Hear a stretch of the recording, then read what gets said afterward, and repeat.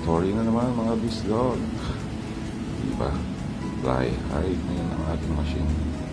After a long weekend ng aming pagre-repeat. Ngayon, finally, naitaas na namin.